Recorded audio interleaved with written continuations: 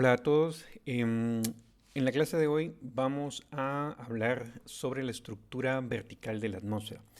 Este sería el inicio del capítulo 3, el cual pues precisamente el tema es esa estructura vertical de la atmósfera. Entonces en este capítulo vamos a ver muchos de los fenómenos que tienen que ver con em, el hecho de que la atmósfera no es del todo uniforme en la dirección vertical. Y de eso pues vamos a hablar en las siguientes clases. Entonces, en esta primera clase es pues de estas que yo llamo que son así como que de anatomía, porque son muchas de las propiedades y de la estructura misma de la atmósfera que uno tiene que familiarizarse con ellas para tenerlas presentes siempre que estemos analizando problemas relacionados con la mecánica atmosférica, porque esto pone el escenario en cuanto a qué cosas son posibles y qué cosas no. Entonces, vamos a tomar la figura que está en el libro, que es esta gráfica de temperatura. Entonces, como habíamos dicho, siempre que vayamos a graficar algo respecto de la altura va en el eje vertical, ¿no? Porque de nuevo, no es intuitivo poner la altura en el eje vertical y la temperatura en Kelvin está acá en el eje horizontal. Entonces, este es el perfil de temperatura de la atmósfera. Entonces, la atmósfera anda más o menos acá en alrededor, ¿no? Entre 20 y 30 grados en promedio, ¿no? Sobre la superficie.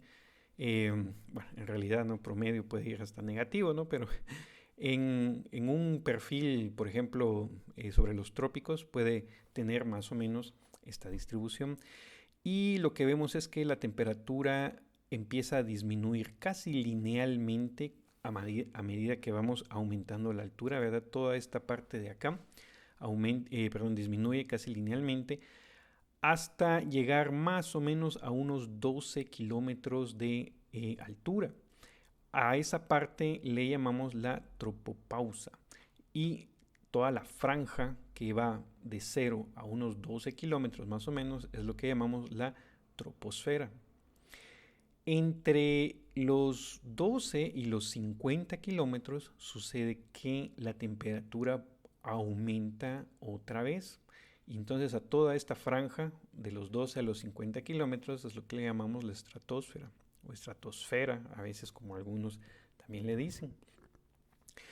De los 50 a los 85-90 kilómetros la temperatura vuelve a disminuir y desde esta altura hacia arriba la temperatura vuelve a aumentar.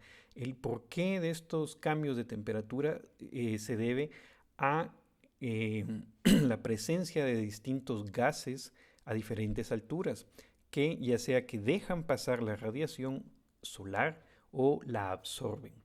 Entonces, los puntos de alta temperatura son, como decíamos, la termósfera, que está un poquito más arriba acá en este gráfico, la estratopausa, que es esta parte que está acá, y em, la estratopausa y la troposfera, ¿verdad? Que es la capa más baja, más, la que está pegada a la superficie prácticamente de la atmósfera. Entonces, noten que estas regiones están limitadas por los puntos máximos y mínimos en la temperatura, ¿sí? Entonces, por ejemplo, la tropopausa es donde tenemos este primer mínimo de temperatura. Luego la estratopausa es donde tenemos este máximo en temperatura. Luego la mesopausa tenemos un mínimo y acá arriba todavía hay otro más. Lo que sucede más allá de los 100 kilómetros es que el aire está ya muy enrarecido, entonces hablar de temperatura es un concepto que no está del todo definido. Si nosotros no tenemos un objeto sólido o un gas con suficiente densidad, básicamente lo que tenemos son unas cuantas moléculas libres, ¿verdad? Y el concepto de temperatura no está perfectamente definido. Pero en resumidas cuentas, este es entonces el perfil de temperatura en la atmósfera. Entonces lo que vamos a ver ahora es algunas características que generan este perfil. Entonces, por ejemplo, en la termósfera, la capa más alta que tenemos acá. Esta capa debe su alta temperatura a que allí es donde se absorbe la mayor parte de radiación ultravioleta. Ultravioleta de longitud de onda corta, ¿verdad? Menor a 100 nanómetros. Y eso es lo que genera este calentamiento. Entonces, en esta primera parte, la parte superior, ahí es donde es la primera barrera contra radiación ultravioleta que tenemos en la atmósfera. Esta absorción lo que causa es disociación de moléculas de oxígeno y de CO2. Acá la temperatura puede alcanzar fácilmente los 1000 Kelvin, pero de nuevo noten que el aire está tan enrarecido acá, y ya vamos a ver qué tan enrarecido está, que la cantidad de energía depositada ahí no es realmente muy grande. Bueno, y como decíamos, el aire es demasiado tenue para hablar de cuerpo negro y equilibrio termodinámico. Entonces, por eso es que más arriba de los 100 kilómetros, pues ya la atmósfera podríamos considerar que empieza a desvanecerse. Y de hecho, más arriba la atmósfera está ionizada y eso es debido a la absorción de radiación ultravioleta. Nosotros podemos imaginar la radiación ultravioleta como fotones de alta energía que a la hora de impactar una molécula gaseosa tiene la suficiente energía para romper el enlace químico y entonces los átomos se pueden ionizar. Luego vayamos a la estratopausa, que es este otro límite. Acá lo que está limitado entre, alrededor de los 50 kilómetros de altura. Acá ocurre de nuevo radiación ultravioleta y por eso es que la temperatura vuelve a subir otra vez. Acá la longitud de onda que se absorbe anda entre los 100 y 300 nanómetros y la absorción ocurre acá por la presencia de ozono. Entonces recuerden que el ozono es una molécula formada por 3 átomos de oxígeno. Y entonces lo interesante acá, habíamos dicho, es que la absorción de radiación es lo que aumenta la temperatura. Entonces, en las capas superiores, decíamos, hay disociación de oxígeno y de CO2. Entonces, esa disociación es lo que crea el ozono. El ozono se crea por acción de rayos ultravioleta con oxígeno y pues pueden ver el esquema de la fórmula en el libro, ¿verdad? Y entonces eso hace que más o menos a una altura de 50 kilómetros haya una capa de ozono que es la que termina absorbiendo la mayor parte de radiación ultravioleta. Entonces decíamos que el ozono se produce precisamente por interacción entre un fotón ultravioleta y una molécula de O2. Entonces prácticamente el fotón rompe la molécula, ¿verdad? Y pues el mecanismo de reacción es que termina formándose una molécula con 3 átomos de oxígeno. Y entonces gracias a este ozono es que existe la estratosfera, ¿no? Que es esta otra capa que está aquí abajo, que es una capa que va más o menos entre los 12 y los 50 kilómetros, ¿no? El ozono está concentrado más o menos alrededor de esta altura y eso hace que los UV se absorban acá y luego la atmósfera tienda a enfriarse otra vez, ¿verdad? Mayor parte de absorción es acá arriba y acá abajo ya no tanto.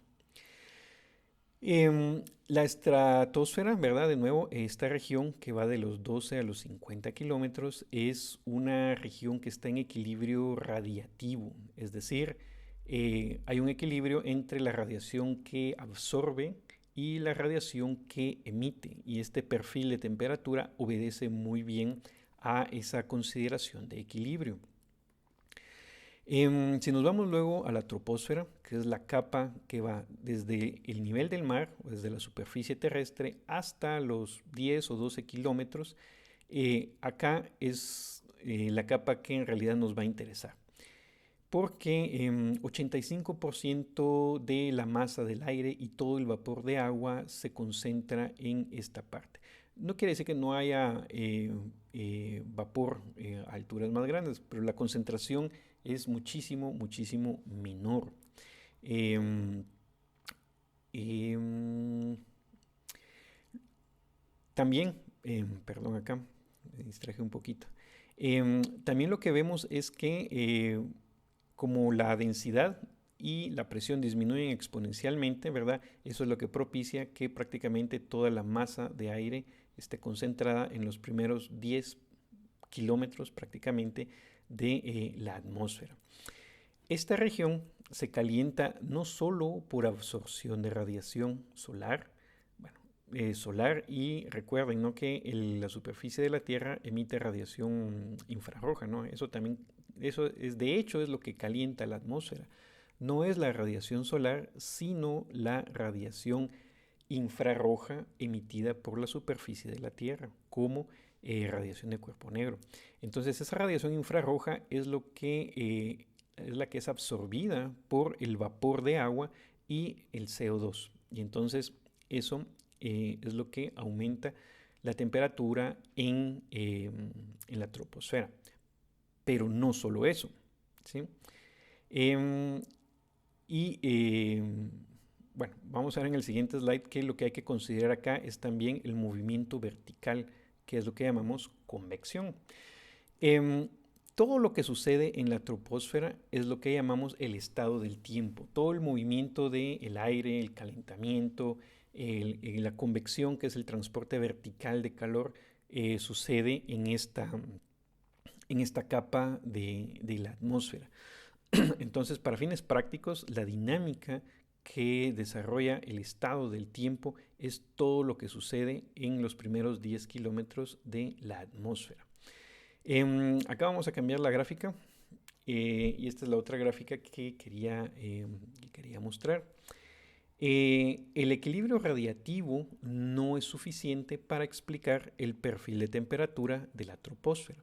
Entonces acá tenemos una gráfica muy sencilla, tomada del libro también. En el eje vertical está la altura y en el eje horizontal, de nuevo, está la temperatura. Entonces, esta línea curva, bueno, no línea curva, ¿verdad? Esta curva que vemos acá sería el perfil de temperatura que tendría la atmósfera si únicamente consideramos equilibrio radiativo. Entonces, el equilibrio radiativo fue el tema de nuestro capítulo anterior y explicamos con bastante éxito el efecto invernadero, por ejemplo.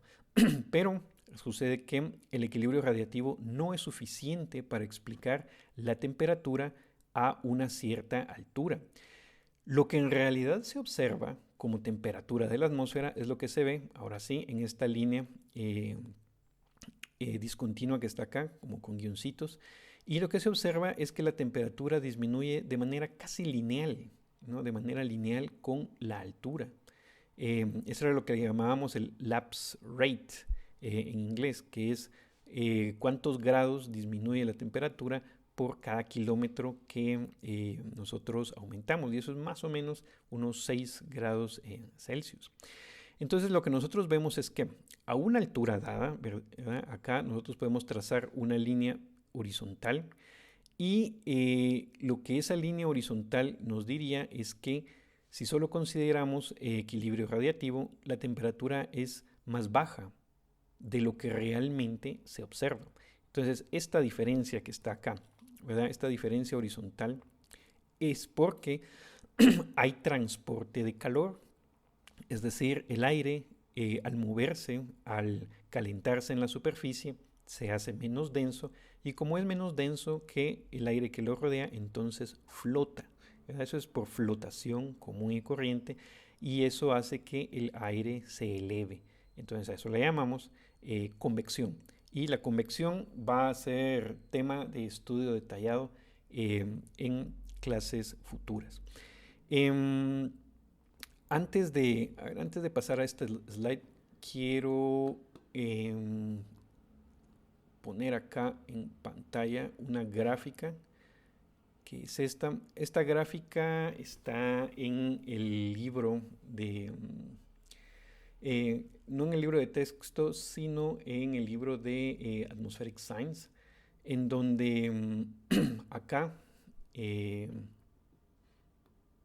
este no es nuestro libro auxiliar, acá, ahí, tenemos una gráfica que muestra precisamente cómo cambian la presión, la densidad y la trayectoria libre media.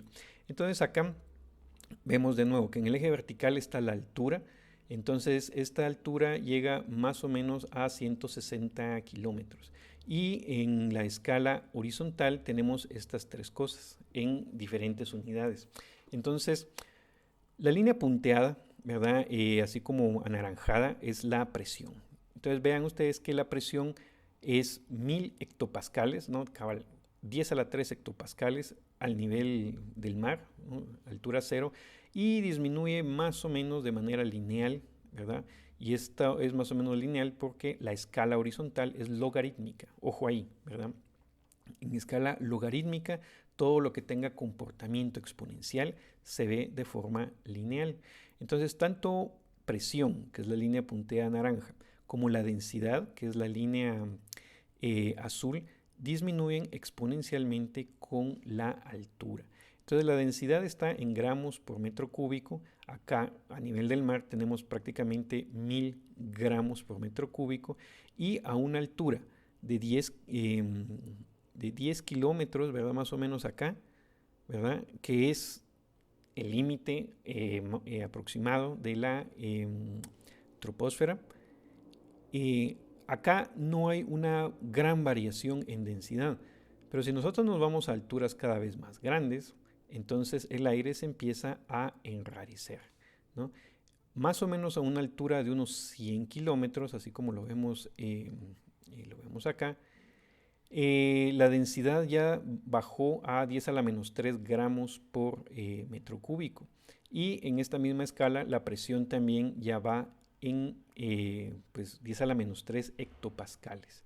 Entonces la presión es muy baja, ¿no? Y si seguimos subiendo, ¿no? Continúa en este patrón de decrecimiento exponencial. Luego, la otra curva que vemos acá es la trayectoria libre media, que es muy, muy interesante y que también esta aumenta exponencialmente con la altura. Entonces, ¿qué significa trayectoria libre media? Pues es como que la distancia que cada molécula en el gas puede viajar antes de colisionar con otra molécula, ¿verdad? Entonces, nosotros sabemos que en un gas las moléculas de gas están en constante choque y esos choques son los que generan la presión. Entonces, mientras más choques hayan, pues más presión nosotros medimos. Entonces, esta trayectoria libre media al nivel del mar es como de 10 a la menos 7 metros, o sea, prácticamente nada. Las moléculas están chocando constantemente entre sí, pero a medida que la altura aumenta y la densidad disminuye, las moléculas cada vez tienen una trayectoria libre media más grande. Entonces, más o menos acá, a los 100 kilómetros, si tratamos de leer la gráfica, ¿verdad? Acá 100 kilómetros, la trayectoria libre media es como de 10 a la menos 1 metros, o sea, 10 centímetros, e incluso puede llegar a ser 1 metro, 10 metros, ¿verdad? A una altura de 160 kilómetros ya pueden ser 100 metros. Entonces, la atmósfera está tan enrarecida que una molécula puede viajar en promedio, ¿verdad? 100 metros antes de chocarse con otra molécula. Entonces, por eso es que a alturas muy grandes ya no podemos hablar de, a alturas muy grandes ya no podemos hablar de temperatura porque no es un concepto que funcione para unas cuantas moléculas en movimiento. Muy bien, y para terminar, solo quería mencionar brevemente la relación entre presión y densidad. Esto es algo que, pues, ustedes recordarán mecánica clásica 2, ¿verdad? Lo vimos un poco allí. Acá va a ser una de las condiciones más utilizadas siempre que queramos relacionar presión con altura. Y entonces acá partimos de que si el aire es estático, la presión y la densidad dependen del peso del aire en las capas arriba de ese punto dado. Y entonces hacemos nuestro típico dibujito, ¿no?, de un cilindro que tiene una masa de aire m, tiene una altura delta z, entonces la presión en la cara de abajo es, perdón, la fuerza en la cara de abajo es presión por área, y como la presión varía en vertical, acá arriba la presión es P más delta P por el área, ¿verdad? Es lo que nos da la fuerza. Cuando hacemos sumatoria de fuerzas en vertical, pues tenemos que sobre esta masa actúa su propio peso, la fuerza en la cara de abajo y la fuerza en la cara de arriba. Y si estamos en equilibrio, la sumatoria de fuerzas tiene que ser cero. Luego el truco, ¿verdad?, es expresar la masa en términos de la densidad. Si nosotros tenemos una densidad, pues la multiplicamos por el volumen de este cilindro, que sería el área por la altura. Y pues vemos que acá se cancelan unos cuantos términos y esto queda únicamente expresado en términos de un cambio en altura y un cambio en presión, lo cual lo podemos expresar como una derivada. Y esta es la condición de equilibrio hidrostático. Esta fórmula sencilla, como está ahí, la vamos a estar usando constantemente siempre que necesitemos cambiar o intercambiar las variables de presión y de altura. Más adelante vamos a justificar por qué esta condición la podemos utilizar, dado que nosotros sabemos que la atmósfera no está en perfecto equilibrio.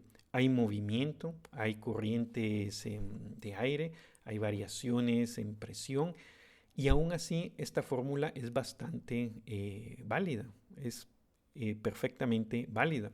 Y lo vamos a justificar más adelante utilizando la ecuación de los fluidos. Otra observación de esta fórmula es que muchas veces nosotros necesitamos utilizar una coordenada vertical.